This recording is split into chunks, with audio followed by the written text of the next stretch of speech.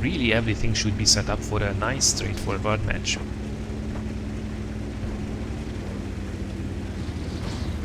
Now we will be making our way down there on the southern edge of the city. Let's see if we can encounter some heavy tanks, and whoa, that's a quick one. Their TTB is already out of the game. It will be interesting to see how the team deploys. Problem with the Jagdtiger is it's not the fastest machine. Even in these perfect conditions, we are only doing 23 km per hour, and if the enemy heavies are not coming this way, well, at least there is a tier 7 IS that we already spotted, then repositioning can be a little bit tricky. But first is first, let's deal with the IS, who makes a very aggressive push in a tier 9 match and is being rewarded for its aggression. Now that was a bit unlucky shot there, perhaps not that well aimed. This one though, right in the back of it, setting it on fire, that's a lot more like it. And there is a very pesky WZ-132 up there, who is also in a very strong matchup for a tier 8 light tank. If we could take that guy out, that would be awesome. Have a look at this tiny little gap and smack one right through it, no problem whatsoever. So lovely shot there for over 600 damage in the WZ, but have a look at the map. The IS-3 platoon actually did come this side, and now we are in danger of being outflanked. Luckily, our teammates are over here as well to help out, and IS-3, as powerful as it is, not against a 3-man tier 9 platoon. So let's see how quickly we can melt these guys away.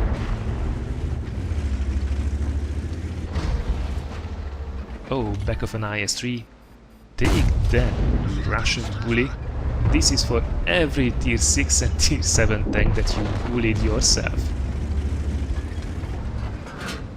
That's the other IS-3 out of the game, so that was really easy work, a T-54 taking out one of it, and we are taking down the other guy, so not bad, already 3 kills between the 3 of us. Required as well, because we are down by 2 tanks, so let's see what we can do about that. WZ-132 being a little bit too cheeky, and there's the ultimate prize for it, but then again, have a look at the map. The north has completely fallen, that Super Pershing and the T-54 Mod 1 have been eradicated, so we have to make a decision. Do we push on, or do we go back to the cap, which might come under a lot of pressure in the next couple of seconds? We decide to cross the bridge though, and take out these guys in the city first. So let's see how that goes. Object 430 is the first one to enter at the crime scene and gets to surprise the T-29 from behind, securing a lovely little kill there, but then gets jumped on by the T-54, tries to revenge his heavy brother. Luckily, in the meantime, our T-54 gets around the corner and takes the guy out in a single shot, then engaging a Cheery on the enemy team.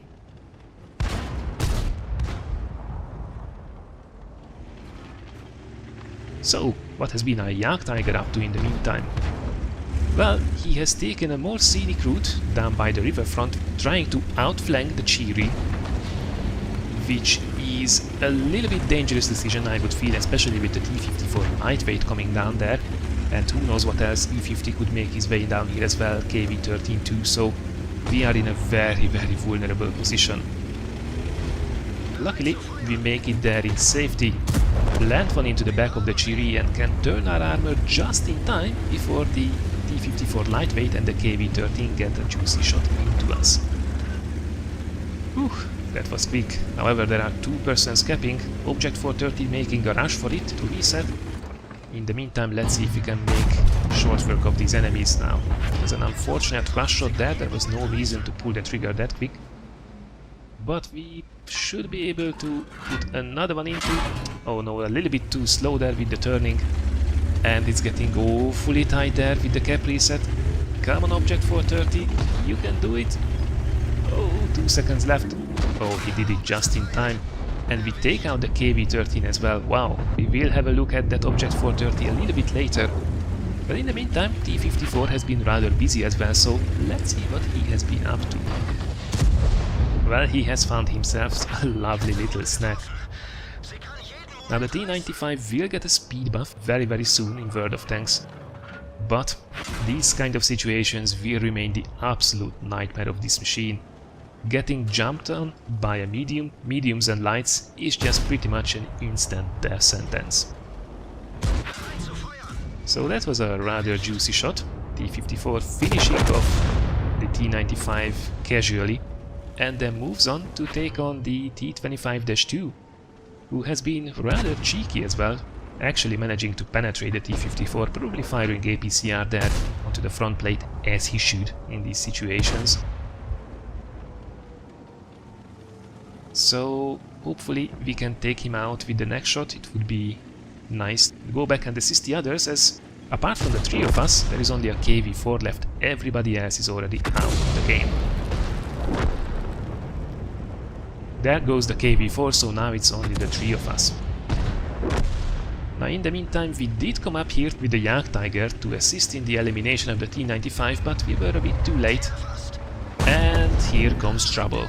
We managed to plant on the T-54 lightweight, however we are now in the same situation as the T-95 was previously.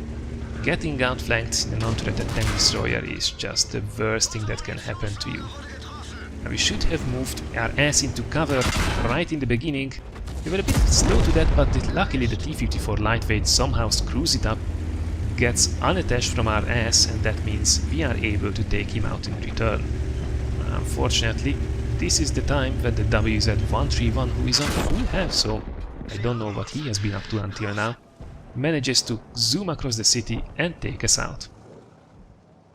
But let's not waste any time, let's see what actually happened there with the cap reset. Object 430, Balls of Steel just zooms in and manages to, with two quick shots, do a full cap reset, plants one more into the Jagdtiger 88, and look at the amount of luck that he's having here. E50 manages to get one in, but then Jagdtiger 88 misses,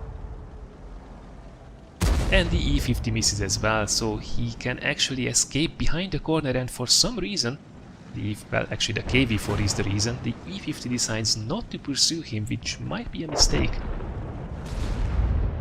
Especially because, after a while, the Object 430 gets around again and manages to take out the E50, now leaving him basically in a 1 versus 1 with the Jagdtiger 88.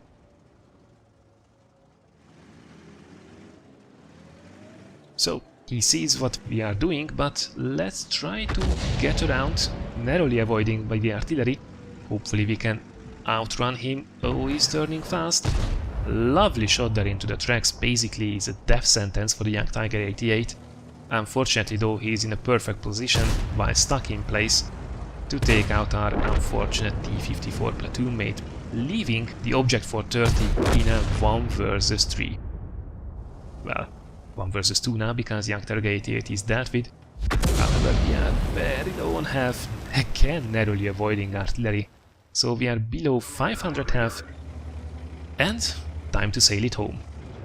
Already on 13 kills with the platoon, nobody else having scored a single kill on the enemy team, and we are 1 versus 2. However, it's a very dangerous artillery and a very cheeky light tank, so that can get still very ugly very quickly. Oh, there is the light tank. I'm pretty sure that we are spotted here, and...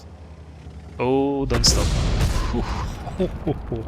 Talk about being lucky and unlucky at the same time.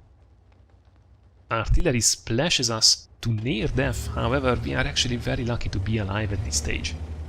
Now the problem is, we are now definitely a one-shot kill for the WZ-131, who will certainly fire APCR if he has any loaded.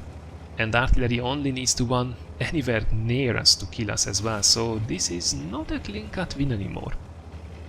But what can you do? The best thing to do is take out that light tank as quickly as possible. As long as we are the hunters, we have at least some kind of advantage over the situation.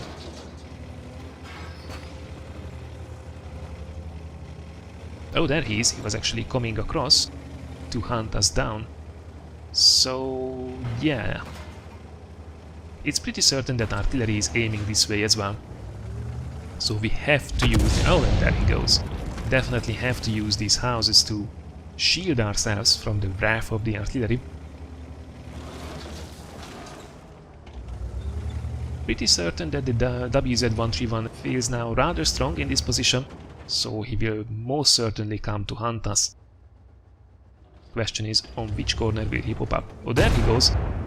I don't really know what he was doing. Perhaps he was expecting us, that we would have run away. His gun was not even pointing in the same direction.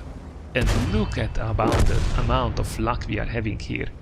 Bounce after bounce, and 2 shots with an engine fire. Wow.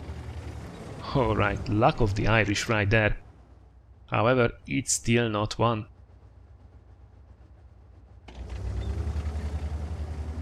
The FV-207 can still very much kill us, especially as he's most certainly probably going to lie in ambush around the cap, so we will have to hunt him down carefully and not throw away a 14 kill carry.